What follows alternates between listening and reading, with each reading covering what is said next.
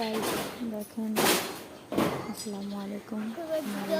পেজে যখন কেউ সাবস্ক্রাইব করে না থাকেন অবশ্যই সাবস্ক্রাইব করে দেবেন। আমাদের বাড়িঘর কীভাবে ভাঙা হচ্ছে সেটা আমি আজকে দেখাবো। অবশ্যই দেখতে ভুলবেন না। আমার নতুন পেজটা অবশ্যই লাইক, কমেন্ট, শেয়ার এবং সাবস্ক্রাইব করে দেবেন। গাইস আপনারা ভালো থাকেন, সাপোর্ট করলে সাপোর্ট পাবেন।